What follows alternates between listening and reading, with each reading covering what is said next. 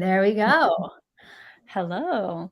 Hi, I'm Anna from V.Mora, and I'm here with Allison. Allison, you want to introduce yourself? Yeah, so I'm Allison Howman. I've been marketing and sales manager here at V.Mora, and I have a lot of curious questions for Anna because I met her in such a conundrum kind of way, and her company has been such an amazing point for so many designers really looking for answers as to how to start a fashion line, how to go about it, what factories to reach out to, and everything like that. So I think we're just going to jump right in. And the first question is, what inspired you to start V.Mora, and how did it come to fruition? What was kind of like the origin story? Yeah, so I went to school for fashion design and graduated, and then worked as a buyer at a small boutique in Chicago, which was really great experience of like seeing the business aspect of everything. And from there, I worked at a custom design shop. And there's a woman who taught me to sew and do pattern work really, really well, like custom couture work. It was rough. Wow. She was like the what is the Karate Kid guy, the where he Oh, uh, or Mr. Miyagi or whatever, yeah, where yeah, yeah. she really, that is how she trained me. I remember crying and Oh no. calling me a baby and threatened to stab me with pins to remember. So like it was an amazing experience. That is how she showed love, and she taught me how to sew. And from there, I was able to start my own clothing company, and it was called V.Mora. And I did all my Nice. own patterns and samples, which is great because it gives you like the head start of being able to develop those first samples without it costing a ton of money. Mhm. But in order to kind of make ends meet, I was working with independent designers in Chicago to also have their patterns and their samples done. And what Mm. I discovered was I really loved connecting with the designers and being able to help them grow. I had direct connection to my clients. When I was selling my clothing line, I didn't feel connected to the customers who bought. I was selling Yeah. to boutiques. And for me, I just got a lot more gratification out of working with the individual clients. So I also had experience with buying. So I was helping with preparing for trade shows and helping with the sourcing of the fabric. And it really just evolved from there. I did 2 seasons of my own collection. And on the third season, I just didn't, I kept procrastinating. I kept procrastinating.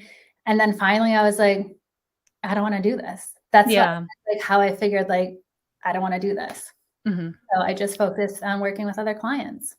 I would love to see pictures of your collection and everything like that and what it was like. Maybe, maybe we can find them somehow, some way. They're But out there for sure. they're Yeah. out there? Cool. I'm excited. I'm excited to see them. Yeah, like, it's sometimes with, as a creative, it can be tiring to constantly, make stuff all the time, and I'm so grateful that you're passionate about also creating education for people because Yeah. it was a really needed thing.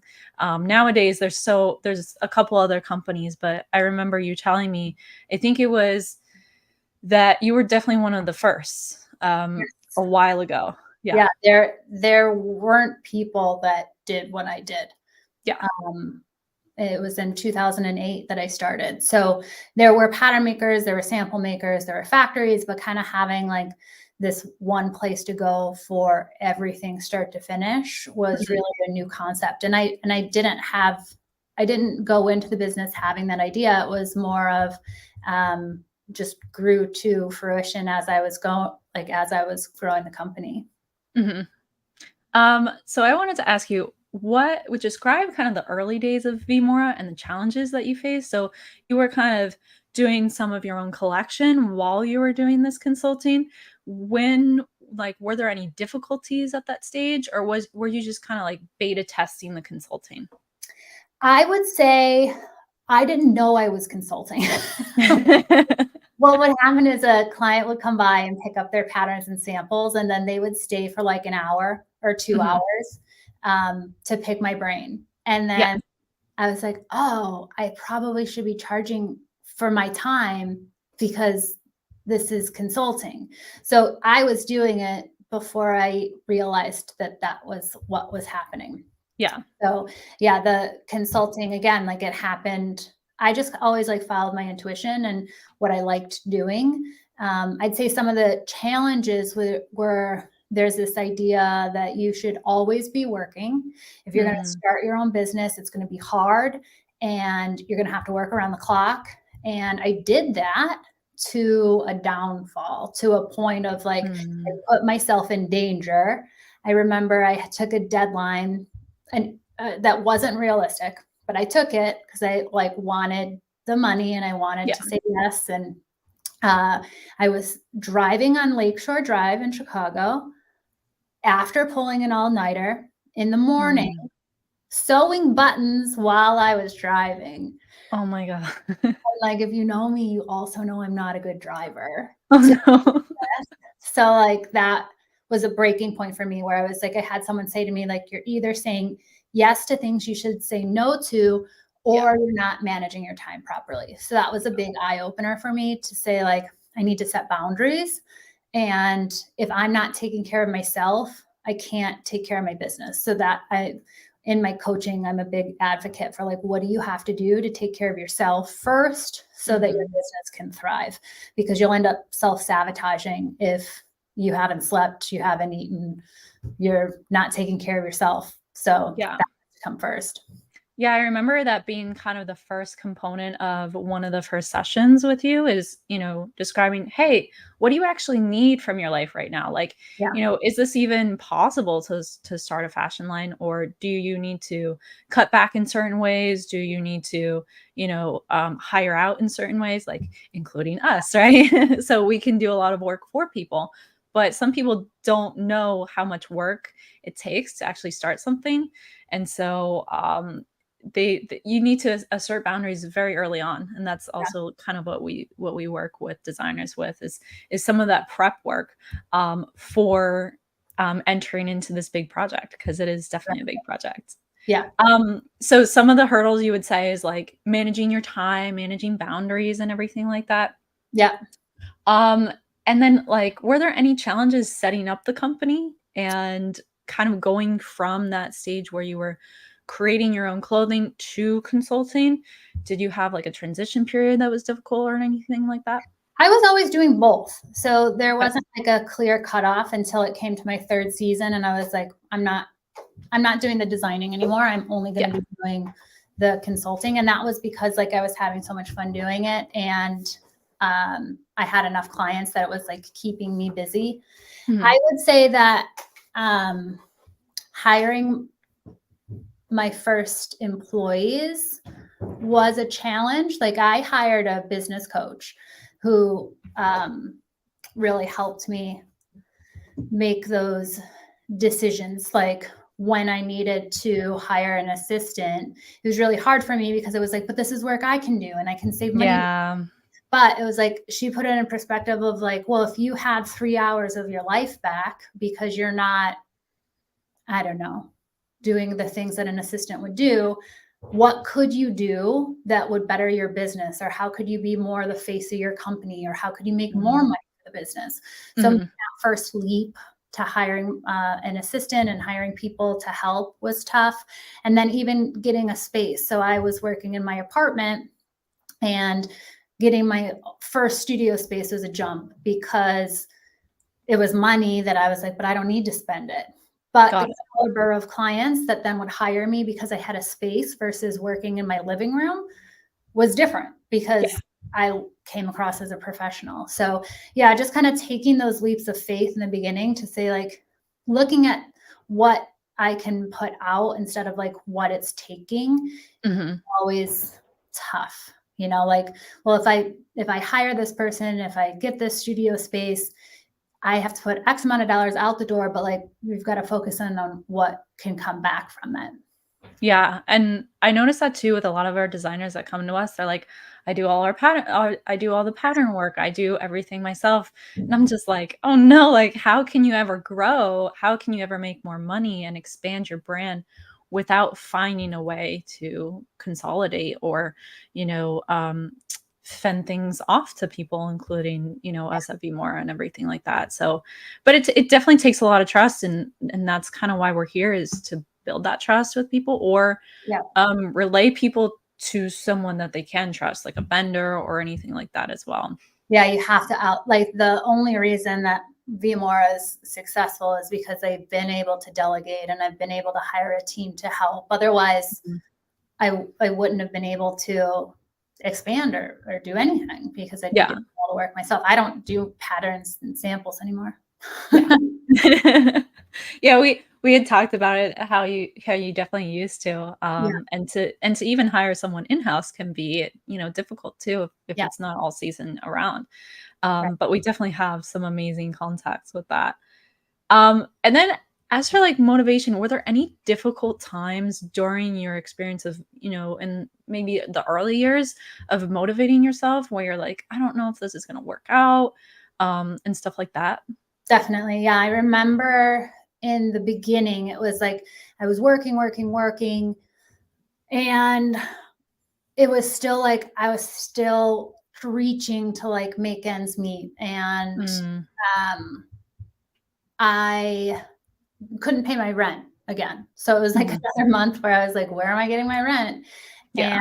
I remember I've shared this story and people like years later will come back to me and say, like, I remember that story. So I always share it, even though it's a little embarrassing, but I was on my knees at my coffee table sobbing. And I was like, Oh. this like voice came over me and was like, you can cry for 10 more minutes.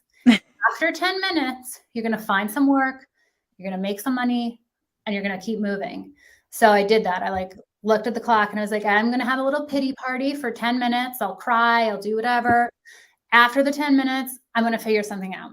So Mhm. I went on to, at the time we used Craigslist, which I know sounds really scary now, but there were some neighbors that needed curtains sewn for their house. There was someone looking for a model to let them cut their hair and take photos. So I did that. And there was like a third random sewing job of like alterations that were needed. So I was able to pull rent together from that. And then a few weeks later, it might have even been like later that week, there was a fabric vendor who had heard my name a few times and was kind of just like watching my work and like hearing about me. And then all of a sudden he had like gotten enough experience and like seen enough people that he started referring my name. And then the lead Oh, like started pouring in. It was Jay from Jay. yeah, Yep. yeah. We love Jay. I know Jay Um, Habertman from so long ago, but yeah, so he started referring my name because he had seen enough of his clients happy with mhm. their patterns and samples. So that's really what turned my business around. And I didn't know that he was Mhm. watching. I didn't know that was right around the corner. So in that moment, had I quit, I wouldn't have ever known. Yeah. Do we wanna give a quick shout out to Jay and his, do you know what his website is? Um, It's like I never can remember website, but Jay Abertman from Chicago. I'm sure if Jay you Aberman from Chicago. If you Google Google that. him, you'll be able to find him. And he connects us, quite well, and then he's also a fabric source as well for us, Yeah. right? Yeah. Yep. So he has gosh, like 15 lines of fabric where small minimums, five yards or less for Mhm. their first for their MOQs. So they're great for Awesome. designers. Yeah. Yeah, and definitely, like, new designers need, small MOQs. That's kinda like the number one question is, "How do I get a hold of fabrics?" Yeah. We definitely get that a lot at V.Mora. Yes. So what do you feel like sets you and essentially V.Mora apart from other consulting companies that are kind of popping up here and there and everything?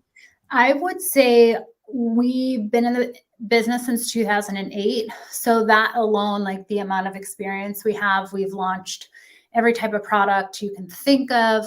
But what really sets us apart is having those really strong buying relationships with the vendors, with the label makers, with the factories. We've vetted these people. We've been working with them over a decade. So when you come to us, like you can really trust the people that are in our network, which takes decades to Yeah. to build. And we're completely forthright and transparent with those vendors. So you'll know then, you'll be able to order from them directly in the future. Like we are, it just feels better to like be open with everything of like how we're building your business. It doesn't, yeah, if I were to hold that and then everything I built for you, you couldn't use in the future would be tough, I think. Yeah, I definitely see a lot of companies will do like brand package deals. Well, you get like one or two different styles and they keep they keep all the vendors behind, closed doors. Yeah. And then they give you the products and then, they kind of charge every single time that you want to make more or make something different or anything like that. So we're, here at V.Mora, we're really transparent about, okay, these are our vendors, you can definitely work with them and everything like that afterwards. Or even if you're looking for a new vendor, we can supply that as well. So yeah, that's also what I really love about V.Mora as well, is just that transparency, because it is like tempting in a business to kind of keep everything closed off and to try to make people pay for that access. But you Engage. know yeah, in the long term, we want our designers to be successful. And so how can you be successful without knowledge of who your vendors are? Yeah. So so that was definitely important for us. And then how do you ensure that V.Mora provides kind of the quality of services and insider expertise that designers won't find anywhere else? I would say just like really keeping an eye on the projects and making sure that my staff feel comfortable coming to me for questions, and but at the same time like trusting them to know when that is. Yeah. So I also pride myself, like we don't have a high turnaround with our staff. So creating an environment where the employees can really learn from me and always be an extension of me when they're talking to the clients. Mhm. Yeah, there's definitely a lot of trust, and we, working in V.Mora, myself and my coworkers, Catherine and Ashley and everything like that, we represent Right. V.Mora and we represent Anna. And so like the way we conduct ourselves is, as professional as we can be. And we try to handle any sort of issues that come up to the best of our abilities. Yeah. And yeah. Um, so something that you've mentioned before, in passing or in writings or everything like that is paving your own roads and also breaking the rules in so many different ways. So can you describe an instance in which V.Mora has encompassed that? Yeah, I would definitely say the very first time I did a manufacturing tour Mhm. was breaking the rules, paving my own way. Now a lot of people do manufacturing tours, but it was like where I was getting a group of people together. I rented a bus. This was in Chicago. We all got on the bus and like drove around to these different factories so that so that the designers could be on the floor. They could meet the factories. They could work with the factories. Um, and see what it was like to have a clothing line and really like be on the floor of these factories. So that was unheard of. I got a lot of pushback from people in the industry of like, why are you Mm. sharing manufacturers? And like, why are you sending these like newbie designers that have no idea what they're doing onto the factory floor? But really I was doing it for the designers, and we had a lot of fun. It was a great place to network, and the factories got work out of it. So yeah, Yeah, yeah. one of the very first that I got a lot of kickback from it, I guess. Yeah. I didn't know that because I participated in a manufacturing tour a little bit later than everything started. But I didn't realize that there would be pushback, and I Yeah. can kind of understand where, they're coming from. But at the same time, it's like if they don't want to get money or participate, they don't have to be necessarily included in the tour. Well, it Um, was like from other kind of consultants, I guess, like got it, got it. from other, Other people in the industry. yeah, yeah. Yeah. Yeah, not the designers And themselves. They loved it. yeah. And now it's like it's needed because, everything is online, but sometimes how do you trust things that are just Not online? everything is online. Well, think of Yeah, all the factories that do not have websites. that's So true. many factories. Yeah. It's Or they like, don't answer their phones. or they don't, yeah, Or they ignore your emails, so if it's they don't have an email. So yeah. yeah, there's still a lot of the industry living in 1984. So Yeah, and we have people, like, on the ground that can, like, kinda door knock, if you will, in exactly. the fashion district and, see who's actually there. Yeah. So and then how would you say, you maintain a balance between, being bold, being rule breaking, but also, ensuring quality and, dedication to clients and also, V.Mora? I would say I always trust my gut. Like Mhm. that's the one thing is like being doing this as long as I have, like I can feel when something I'm doing is like it feels like it's off grain. It feels forced. It Got it. feels like something's wrong. Yeah. So now I just at this point I just know to trust it because the times that I haven't, things haven't gone they haven't gone well. So yeah, Mhm. just trusting my gut. Yeah, and I totally get it, like, our guts kind of know what's right and what's Yeah. wrong, and especially for an entrepreneur, you really do have to have a feeling and a pathway that things are gonna work out in a way, and understand, if it's not going that direction, maybe it's, not meant to be in some ways, Yeah. definitely. And then what would you say is the most rewarding moment or success story of V.Mora, since its inception? You can name a couple. Oh gosh, there's been so many. I would say like what I'm most proud of is creating a team and being a leader for my designers and my team. Um, Mhm.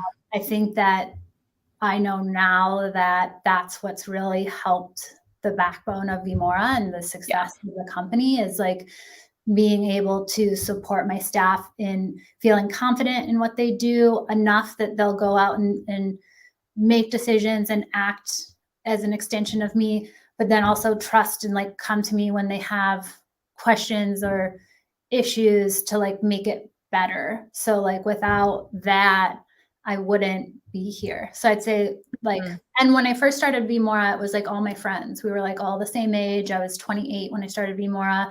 My staff was like my age or maybe a little younger. And as I've grown, I'm like no longer 28. But there's like a shift of like, oh, this team is they're not necessarily my friends, but they're people that I'll mentor, people that I'll help grow. So Mhm. Yeah, I know myself, like, you've given me a lot of, like, opportunities within the company to learn different things, like, even from, like, P&Ls and accounting and, like, there's so many things a that great opportunity, or did I just force you? I don't I and you take can it I had more confidence. I was like, you can do this. I take it as an opportunity Yeah. because, to be honest, like, a lot of companies won't even show you, even small companies, they won't even show you the back end of how everything works, and I think that, it's such a good education for people to understand the functionalities of any type of business, and it's just not talked about, and so I definitely really appreciate that, experience from you a lot, I'd say my so transparency is not only with my clients, it's with you guys. yeah, yeah, you're definitely very transparent Right. about everything. A little too much, but It's whatever. okay, it's okay. I think, it's something that I definitely respect, so, Good. and then have you I mean, maybe this could be, like, the COVID answer. Have you had any setbacks or challenges as of the recent years? Maybe not the beginning years, but, like, maybe the Yeah, past 5, I would 10 say by years? the time COVID came, I was like, "Been here, done this, will get through it." It's like, that's the thing about being a business owner is there are always going to be hardships. There's Yeah, always gonna be difficulties. There's always gonna be something else to figure out, somewhere else to pivot, like, I used to think, like, once I get through this, then everything will stay the same forever and it'll be perfect, and, like, then something else would happen, and then yeah, finally it was just like, "Oh, this is owning a company." Like Yeah. that's what I tell my clients too. When something goes really wrong and they're like, oh, this is the worst thing that could ever happen. I'm like, get used to it. Like Tuesday, right? as you grow, the problems only get bigger, Yeah, like yeah. there are bigger issues than, the smaller issues. So like that's part of being a business owner is like being able to deal with hardships and how to pivot and how to get through them. So yeah, by the time COVID hit, it was like 2020? And I'd been in business since 2008. It'd been 12 years. And I was like, I got this. Like, I'll get through this. There was never a time that I had to motivate the team because the team went to disaster. And they were like, we're going to go out of business. And I was like, nope, this is what we're doing. We're going to pivot. This is how we're going to help people. We're going to pull in like home sewer. Like we did it. So Yeah. yeah, COVID was, I was okay. So I would just be like, now when things come up, it's like, this is what I'm actually good at is like the pressure of figuring things out and getting through hardships. Like I'm a better boss and owner when I have difficulties, probably. Mm-hmm. Yeah. You would say it, and our company as well was easy to pivot because a lot of stuff was already being done online too. Yeah. So yeah, I mean, I think one of the things you started doing too was like doing more live streams and like informing audiences, which is also why we're here now, is to expand our outreach as well and give you guys what you want and desire. Yes. And then how do you ensure, this is more so about the clients, like how do you ensure they feel confident and supported and inspired while working with us and their experience with us?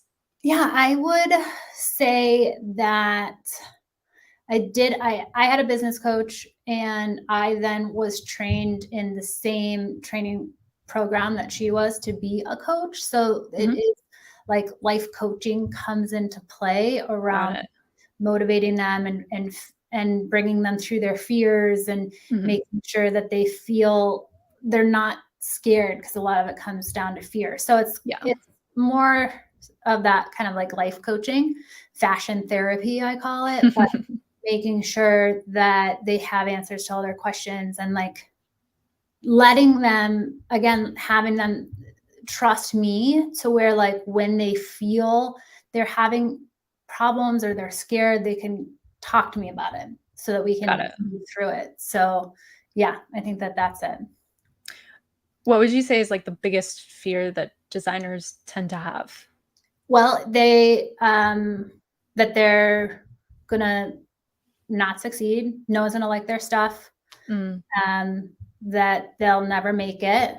And yeah, they're gonna, I think like everyone's fear is like, we're gonna end up homeless on the street, right? Definitely. Yeah, that's definitely my fear. We're gonna lose everything and end up homeless on the street. But like, that's no matter what, that's gonna be us here. So yeah. And there's ways of navigating, like especially products, there's ways to like A/B test, especially one of our designers A/B tested on, I think it was like Facebook or something, like in Facebook groups. So there's ways to get, data and information and everything like that. So that when you release your product, you really know that it's, needed and desired in the market. So we definitely help designers navigate things in that way. And then, so within your connections in the fashion world, describe kind of how your relationships have influenced the growth of V.Mora. So you started on your own and then you hired one employee, and how would you say those relationships have expanded? Yeah, well, like I said, are we talking about vendors or employees or everything? It could be both. It could be both. Yeah. I mean, every single person that you meet, I remember someone telling me early on in my business, like there was someone starting a company similar to mine. And he said like, hey, in 10 years, if you guys are lucky, you'll be sitting having coffee together, talking about business. And that was like really important to me to like think about, like, because now like I do, like people that are quote my competitors are actually my friends. So we're close. We watch out for each other. We help each other. If there's a client that might be better for somebody else, or like if a client works with me for a long time and then goes to them, like I'm happy for them. So I would say realizing that like your competition isn't your competition, but they're like advocates in the industry, and to have, friendships and you can help each other grow. So Mhm. I've always had that kind of theory since the beginning of my company is not everyone will have that same respect back. They might be like, your competition, get out of here. Like we're not friends. But for the most part, people are. And just the people that know what they're doing, they're going to stick around, and you're going to see them for years, whether that's a Yeah. competitor or a past employee or a past boss. Like the industry isn't that big. So Yeah. yeah. And you definitely do see them around, whether it's at trade shows or whatnot, like, and, there's so many great friendships and relationships to make, like whether it's with, fabric vendors in New York or California, like there's just so many of these relationships that you can build. And also like even as a designer, being able to refer someone else, oh, you're starting a line, you can go here, you could go there, here are fabrics that you like. So I think community, not just for V.Mora, not just for like the employees at V.Mora, but also our designers, it's Yeah. important too. So that's, we also go Together. ahead.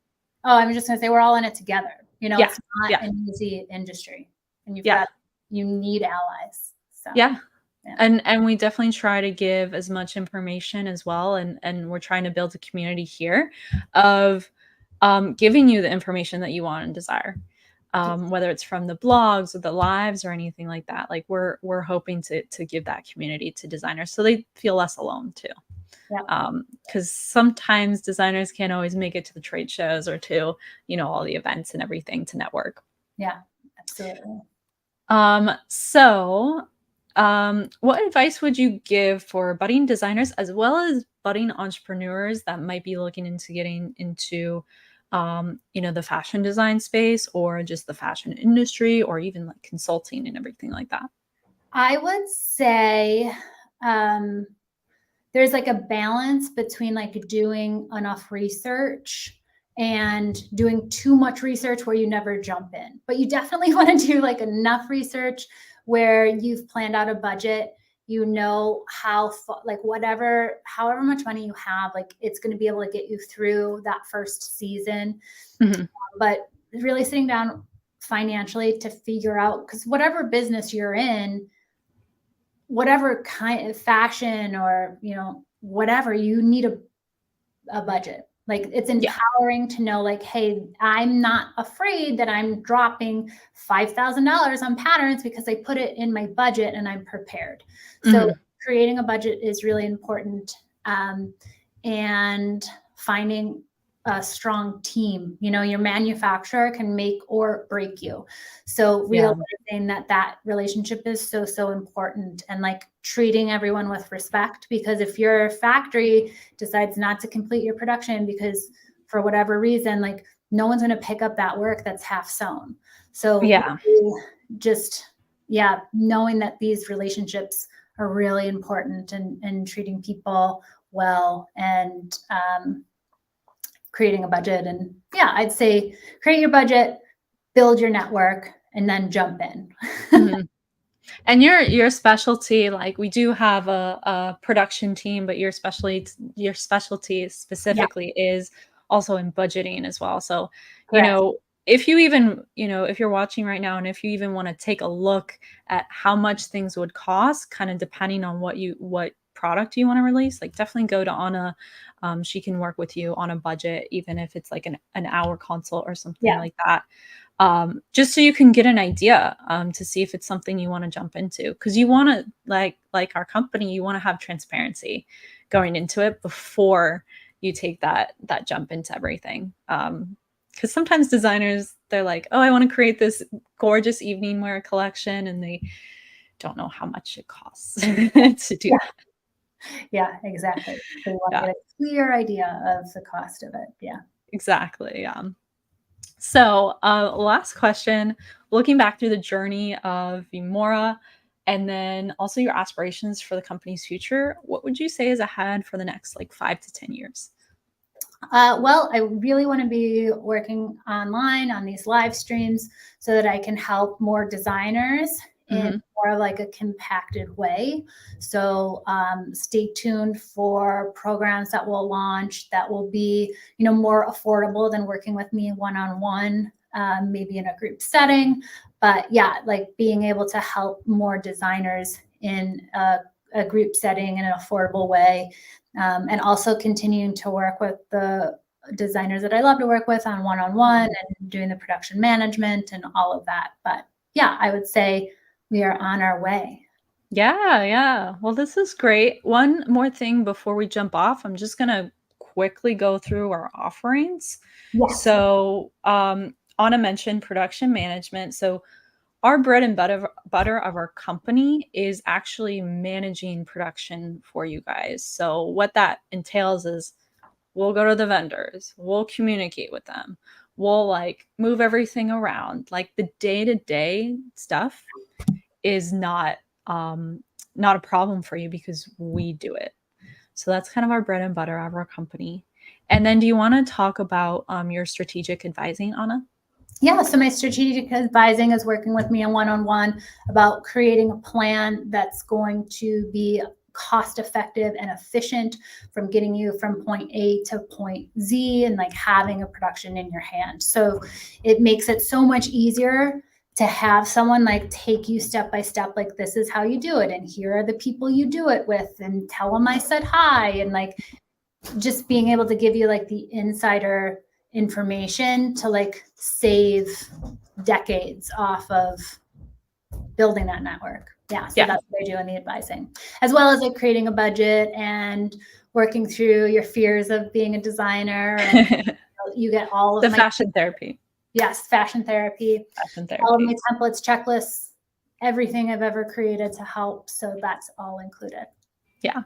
And you typically work with designers that have already released one collection already. So they're a little bit more established. Yes. And then our third kind of main offering is we also have startup coaching for people who are just getting in, and that Exactly. is taught by our production managers.